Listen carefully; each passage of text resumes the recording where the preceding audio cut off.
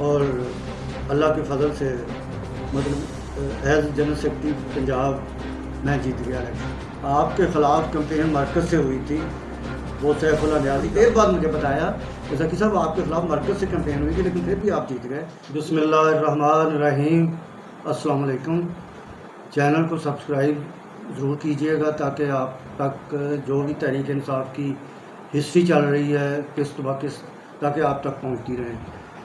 तो आज हम बात करेंगे 2007 में। 2007 में एक बाटापुर से अशरफ भट्टी साहब हैं, वो भी मेरे पास आए और उन्होंने तहरीक इंसाफ, वो कहीं जॉब करते थे तो उन्होंने लेकिन एज ए मेंबर कोई जिम्मेदारी नहीं ली, लेकिन वो काम कर रहे थे पार्टी के लिए ना। कभी बाटापुर मीटिंग करवा दी, कभी लाहौर में कहीं और। तो इसी दौरान एक सलमान ज़फ़र साहब, एक नया चेहरा, वो किसी रेफरेंस से हमारी पार्टी के फाउंडर मेंबर थे मियाँ कामरान इलियास। मियाँ कामरान इलियास के रेफरेंस से सलमान ज़फ़र अपने भाई के साथ आए, मुझे मिले और उन्होंने कहा जी मैंने पार्टी ज्वाइन करनी है। तो मैंने कहा जी बिल्कुल वेलकम। तो इस तरह वो 2-3 दफ़ा आए। फिर मैंने एहसन रशीद साहब जो पंजाब के सदर थे, मैंने एहसन रशीद मरहूम साहब से मैंने इन साहब को मिलवाया, सलमान ज़फ़र को, और मैंने एहसन साहब से कहा कि इन्हें कुछ ज़िम्मेदारी हम दें। तो एहसन साहब मुझे कहते हैं ये क्या ज़िम्मेदारी ले सकते हैं। मैं कहा वो यंग बंदा है और वो मतलब यूथ की ज़िम्मेदारी पंजाब की हम दे सकते हैं, रिसोर्स भी हैं उसके पास, इधर उधर वो मूवमेंट भी कर सकते हैं। तो एहसन साहब ने कहा ठीक है आप देख लें।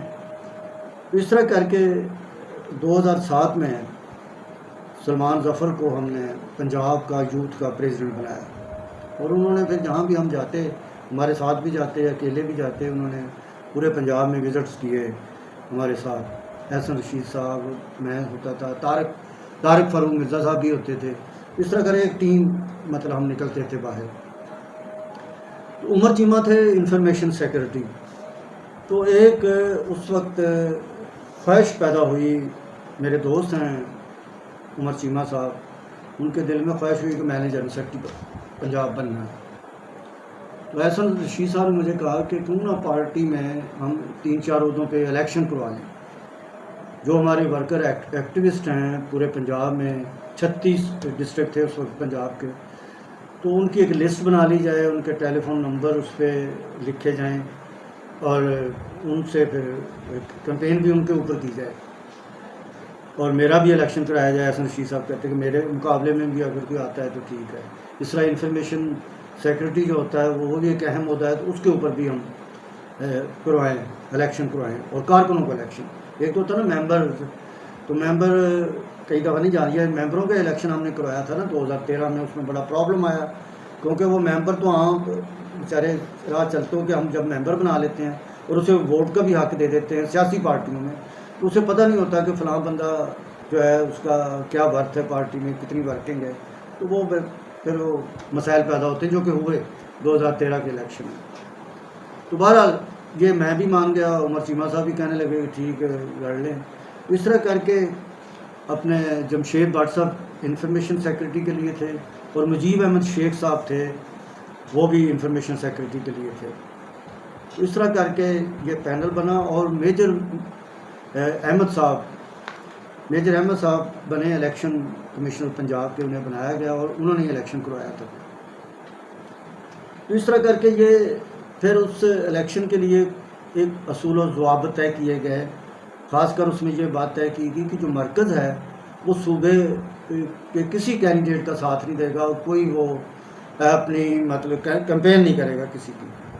तो वो इस तरह के असूल ज़वाबित बनाए गए और उस पर सब ने हमने साइन कर दिए, उमर चीमा साहब ने, मैंने, एहसन साहब ने और जमशेद भट्ट साहब और मेजर अपने मुजीब अहमद शेख साहब ने। तो मेजर अहमद साहब इलेक्शन कमिश्नर थे।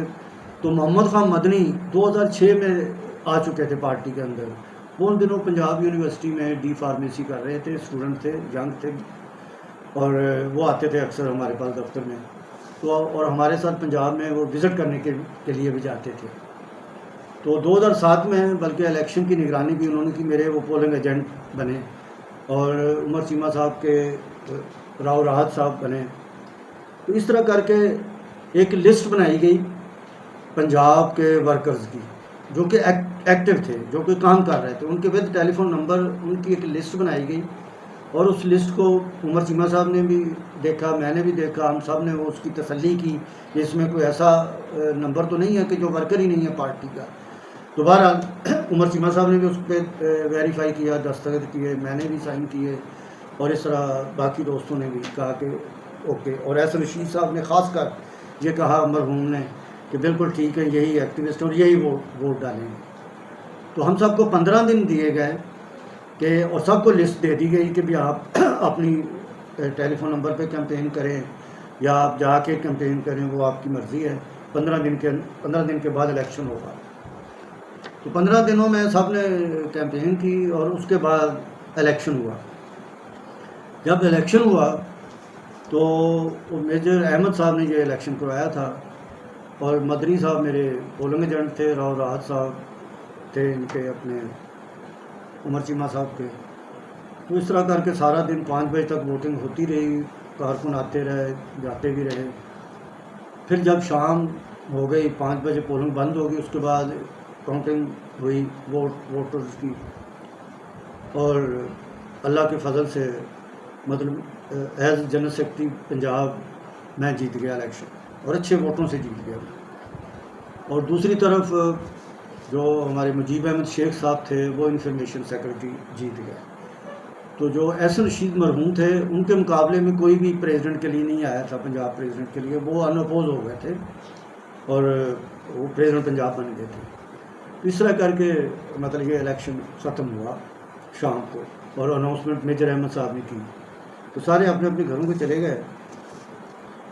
तो उसमें जो असल मैं बात बताने चाहता हूँ कि इलेक्शन हो गया और रिज़ल्ट भी आ गया, लेकिन उसके बाद कुछ दोस्तों ने मुझे बताया, उसमें जवेद गर्देजी साहब मुल्तान से मरहूम हैं बेचारे, उन्होंने मुझे बताया कि यार आपके ख़िलाफ़ कैंपेन मरकज़ से हुई थी, वो सैफुल्लाह न्याज़ी कर रहा था, और सैफुल्लाह न्याज़ी इमरान खान का नाम लेके कर रहा था।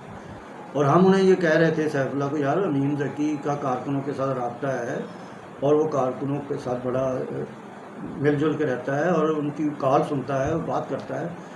तो उमर चीमा ज़रा थोड़ा सा उनमें था कि वो कॉल ज़रा जल्दी को अटेंड नहीं करते थे, और इतने एक्टिविस्ट भी नहीं थे, वो इन्फॉर्मेशन के लिए वो टॉप के बंदे हैं। तो इस तरह लोगों ने उन्हें कहा, लेकिन वो बज़ेद था वो सैफुल्लाह न्याज़ी, क्योंकि ये इमरान खान साहब के सेक्रेटरी थे, मरकज़ में काम करते थे। वो कहते थे नहीं नहीं खान साहब ने कहा है। फिर इस तरह उन्होंने फैसलाबाद भी हमारे जो प्रेसिडेंट थे उनको कहा, इस तरह और लोगों को कहा। बाद में लोगों ने बड़ी देर बाद मुझे बताया कि ज़की साहब आपके ख़िलाफ़ मरकज़ से कैंपेन हुई थी, लेकिन फिर भी आप जीत गए, क्योंकि वर्करों की आपके साथ अटैचमेंट जो थी ना वो कोई ख़त्म नहीं कर सका। बहरहाल मैंने कहा अच्छा।